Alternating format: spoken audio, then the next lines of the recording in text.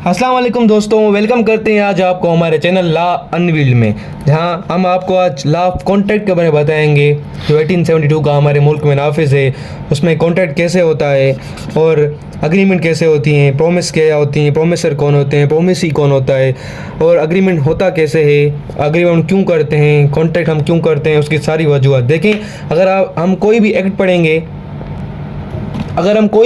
पढ़ेंगे, तो जब हम उसका देखेंगे उसमें डिफरेंट सेक्शंस होते हैं। इसी तरह से इस कॉन्ट्रैक्ट एक्ट में 238 सेक्शंस हैं, जिसमें बहुत सारे ओमिट भी कर दिए जा चुके हैं। जैसे 76 सेक्शन से लेकर 123 तक ओमिट किए गए हैं। वो सेल्स ऑफ गुड एक्ट में वो भी मोस्ट इंपॉर्टेंट है, उसमें जो है ना वो ओमिट कर दिए जा चुके हैं। दोस्तों, जब भी हमें किसी एक्ट को पढ़ना हो, किसी बेल एक्ट की रीडिंग करनी हो, तो उसको समझने के लिए फर्स्ट ऑफ ऑल हम देखते हैं उसका सेक्शन 2 या 1, जिसमें अक्सर डेफिनेशंस के बारे में लिखा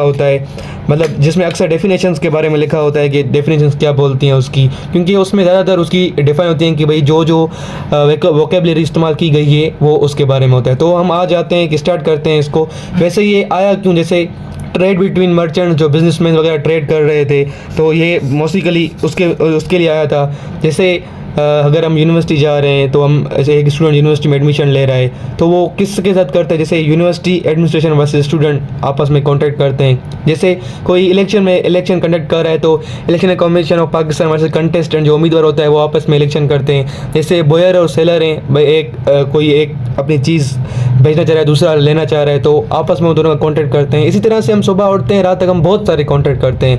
अच्छा, हम कॉन्ट्रैक्ट करते हैं क्यों है? क्योंकि कॉन्ट्रैक्ट हमें पावर देता है।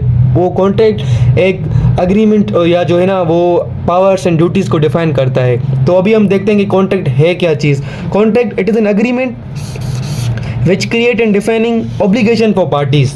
तो सालमन जो जूरिस्ट वो इसको कैसे डिफाइन कर रहे हैं कि कॉन्ट्रैक्ट ऐसा अग्रीमेंट है जो पार्टीज़ के बीच में उनकी जो है ड्यूटीज़ को डिफाइन कर रहा है, उनके ऑब्लिगेशंस को बता रहा है कॉन्ट्रैक्ट है क्या चीज़।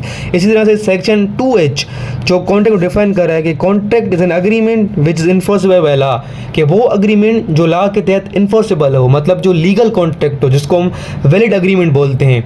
हम आगे चल के इंशाल्लाह सेक्शन 10 के अंदर पढ़ेंगे वैलिड अग्रीमेंट क्या क्या होते हैं। अभी मैं आपको उसका थोड़ा हम आपको हिंट दे देंगे, जिसका आपको पता चल जाए कि वैलिड एग्रीमेंट कौन से होते हैं, और वही वैलिड एग्रीमेंट कॉन्ट्रैक्ट आके बनते हैं। अब इसमें एक नई बात आ गई कि अग्रीमेंट क्या चीज़ है। तो अग्रीमेंट सेक्शन 2E में डिफाइन किया गया है कि प्रोमिसेस और set of promises forming the consideration for each other is called agreement. मतलब प्रोमिस मतलब वादे या एक ज़्यादा वादे जब वो होते हैं तो एक कंसिडरेशन के बीच में, तो उसको हम बोलते हैं अग्रीमेंट। अभी आपको शायद सही समझना है, लेकिन जब आप वो प्रॉमिस समझाएंगे तो आप समझ आ जाएंगे, और एग्जांपल के साथ आपको फिर से डिटेल समझ आ जाएगा। तो इसमें कंसिडरेशन ज़रूर होती है। अग्रीमेंट में कंसिडरेशन ज़रूर होती है, वरना अग्रीमेंट नहीं होता। कंसिडरेशन मतलब बदल। जैसे अगर मैं किसी को कोई चीज़ दे रहा हूँ, तो बदले में वो भी मुझे कुछ चीज़ दे। अगर वो बदले में मुझे कुछ चीज़ नहीं दे रहा, तो एक अग्रीमेंट नहीं होगा।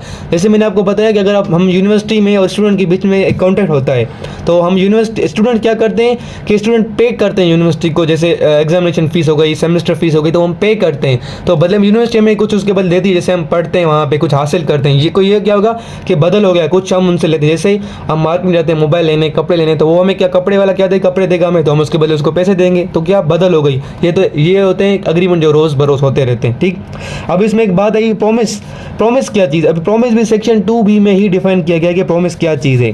प्रॉमिस, व्हेन ऑफर और proposal accepted, it means a promise has made and in that if considered as then called agreement. जब ऑफर एक्सेप्ट हो जाए, मतलब ऑफर और प्रपोजल एक्सेप्ट हो जाए, तो क्या हो जाती है कि वो प्रॉमिस हो जाती है। और उसी प्रॉमिस में कंसीडरेशन आ जाए, तो वो क्या हो जाएगी, अग्रीमेंट हो जाएगी।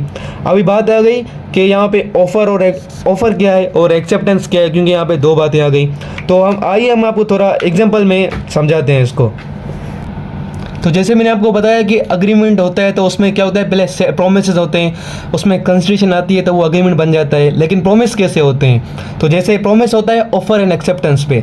जैसे अभी ए है, तो वो ए क्या करेगा, अपनी प्रॉपर्टी सेल करना चाह रहा है, तो या मोबाइल अपनी सेल करना चाह रहा है, तो वो क्या करेगा, ऑफर करेगा, मतलब किसी और को ऑफर करेगा। ऐसे नहीं कि बस उसका दिमाग में आके मुझे मोबाइल सेल करनी है, वो मोबाइल बोलेगा मुझे मोबाइल सेल करना, अपने जो है ना अपने पॉकेट में रख लेगा, तो ऐसे नहीं होगा।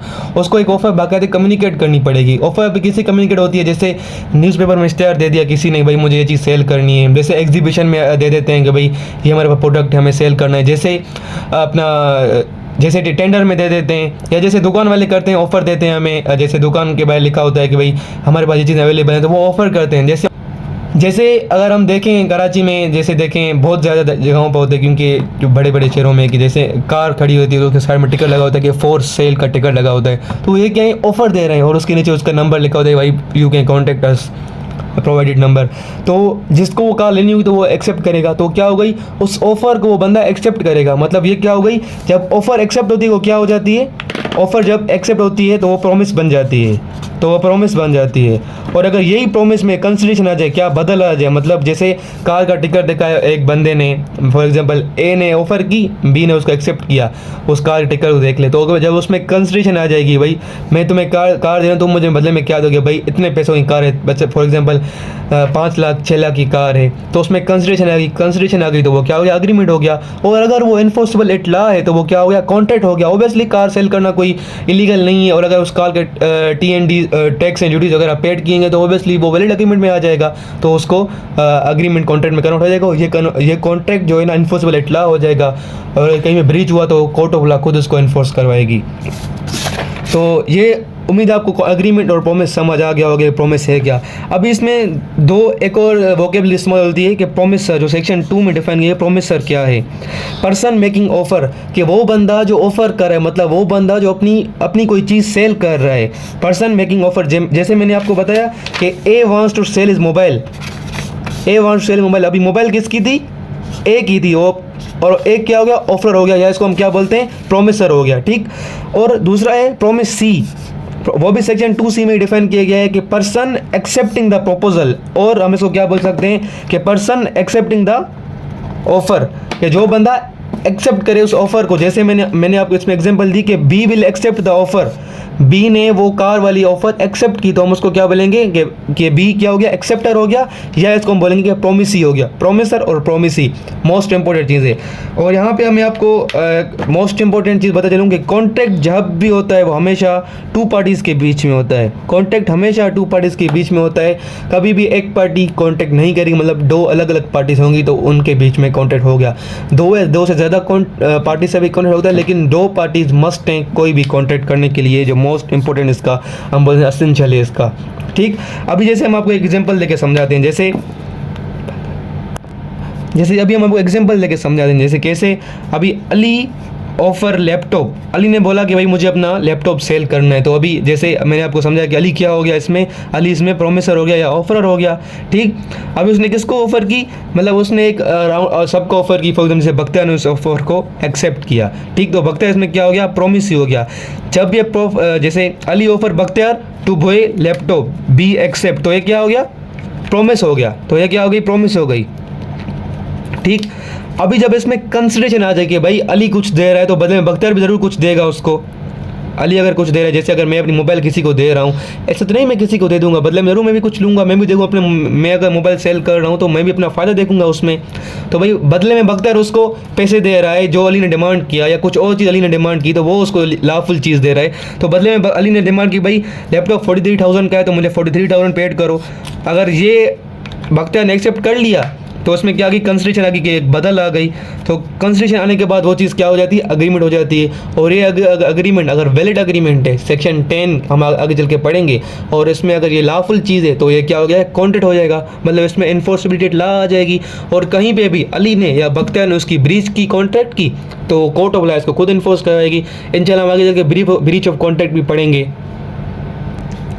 तो दोस्तों कोई भी कॉन्ट्रैक्ट कैसे होता है, उसके जो एसेंशियल एलिमेंट्स होते हैं, क्योंकि देखें आप कुछ भी करेंगे तो उसके एसेंशियल एलिमेंट्स होते हैं, जैसे मैंने आपको बताया कि 2 पार्टीज होना ज़रूरी है, मोस्ट इंपॉर्टेंट, तो उसी तरह जो बेस है कॉन्ट्रैक्ट की वो इन चीज़ों पर रहेगी, कॉन्ट्रैक्ट होता कैसे है, आखिर एसेंशियल क्या है कॉन्ट्रैक्ट के।